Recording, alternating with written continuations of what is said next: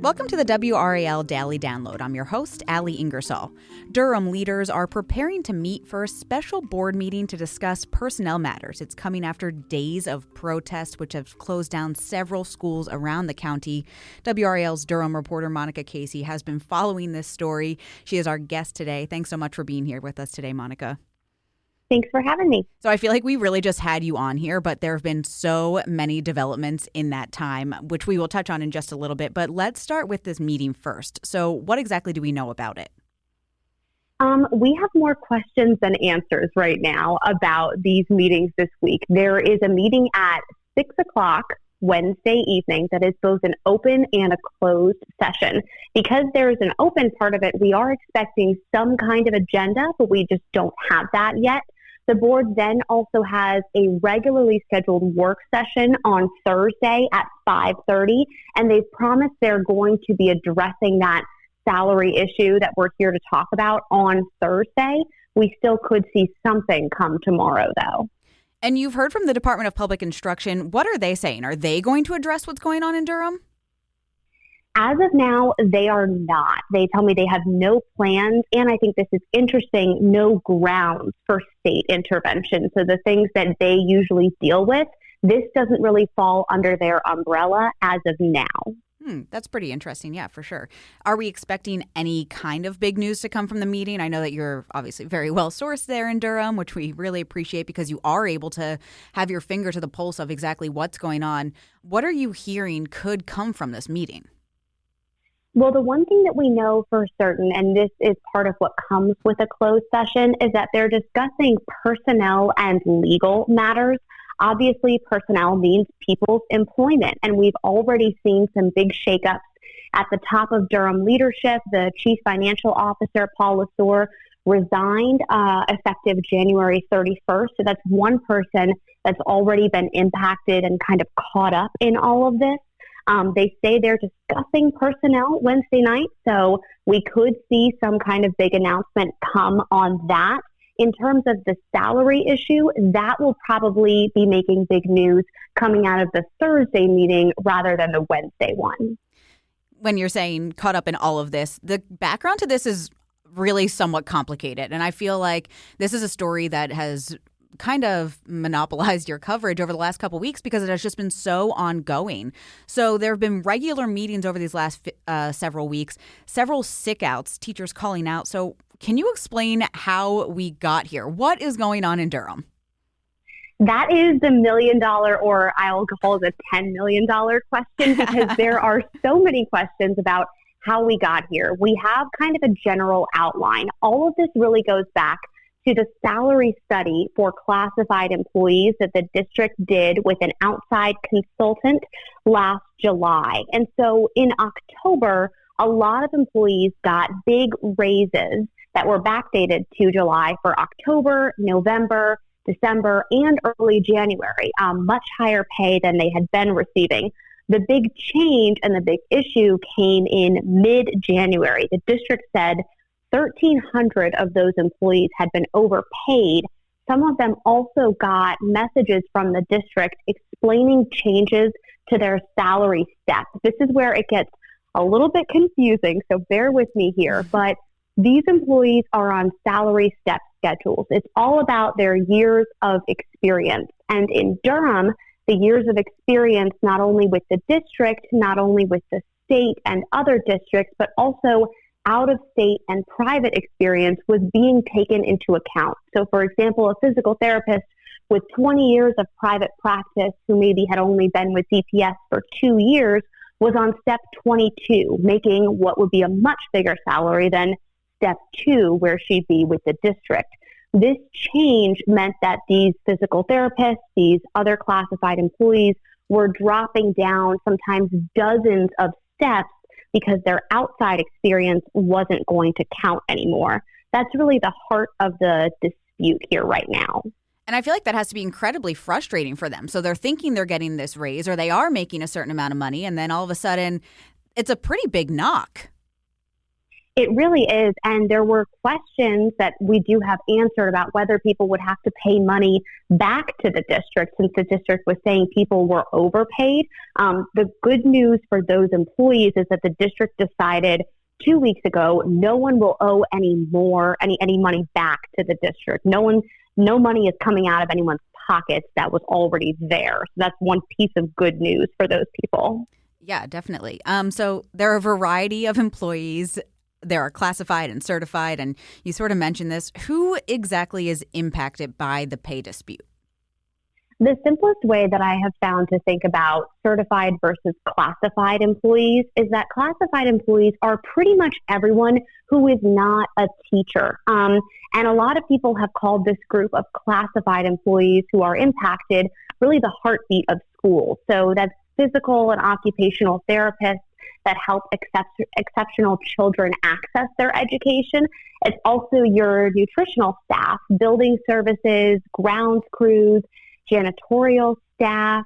It's a very large group of people that keep the school running, and it's sometimes a hidden group of people. And I think that's one reason this issue has really had so many eyes on it in Durham, is that so many people are coming together to make sure these employees who can be forgotten when you think of schools aren't forgotten during this dispute. And everyone has kind of really banded together around them, it seems like, when I'm watching your coverage. It is a lot of people out there who are really just sharing their voices on this one issue.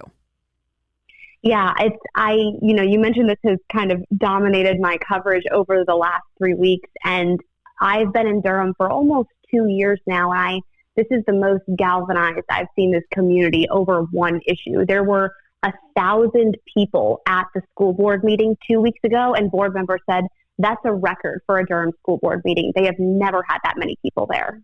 Wow, it just shows how passionate the people are there about their education then. So you and I looked into pay disparities, and you sort of talked about these different classes and these different steps. Durham school employees are compensated pretty well comparatively when we're looking at other districts. Can you just talk about some of what we found?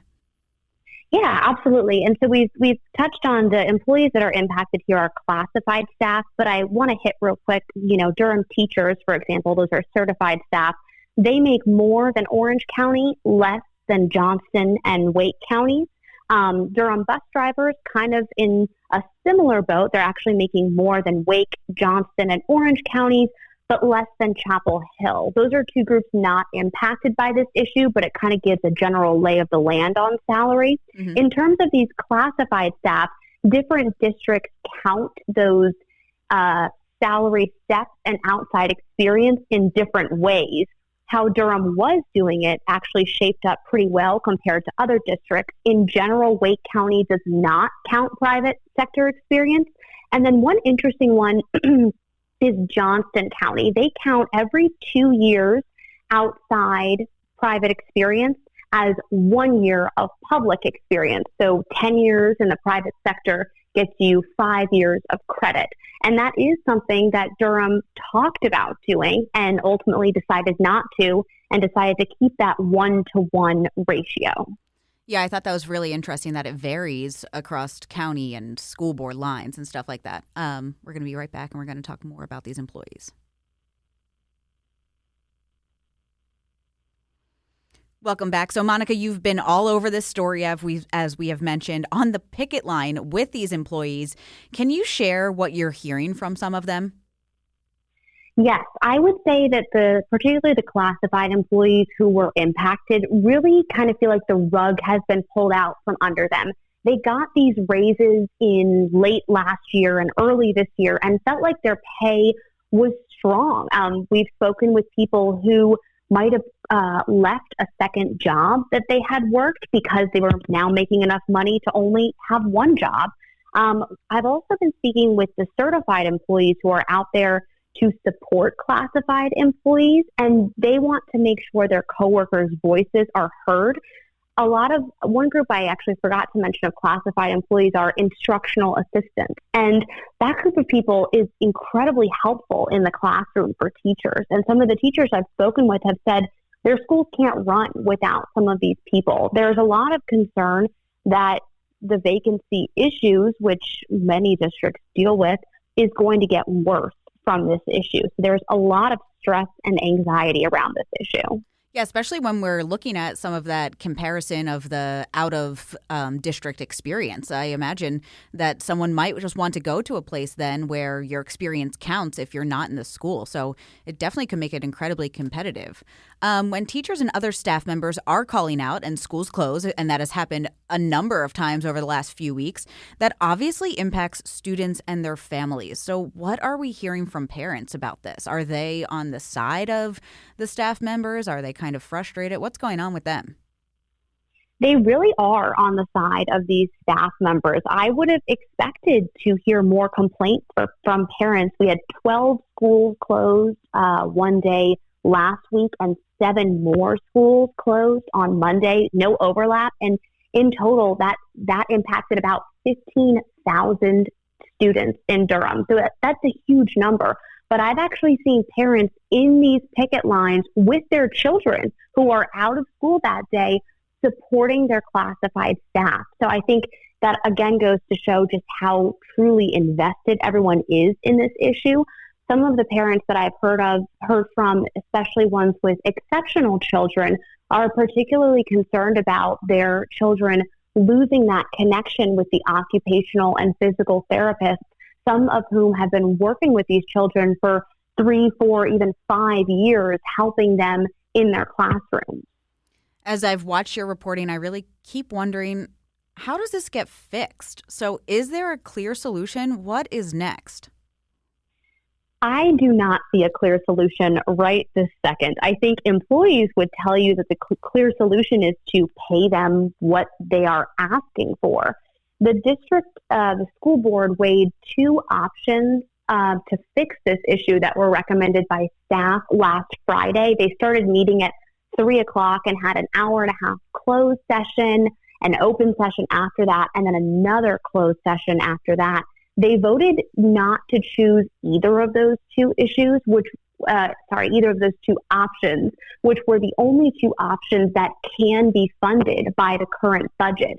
What employees are asking for is to get paid at that October, November, December rate that they were getting. And the district says they simply can't afford that. The school board has said, they understand these employees' concerns, but I've heard repeated statements that they do not want to vote for something that is not financially feasible for the district. There are multiple investigations into this issue as well, so we still have so many questions about how this gets fixed. But at Thursday's meeting, we are expecting a decision on what future paychecks are going to look like. So we'll see what kind of solution is on the table then. Well, thank you so much, Monica, for joining us and talking about this and for your continued coverage. And thank you for listening to the WRAL Daily Download. If you enjoyed this podcast, you can find more podcasts from WRAL News on WRAL.com. Search podcast. From sports to true crime, there are plenty of shows to keep you informed and entertained. Thanks for listening.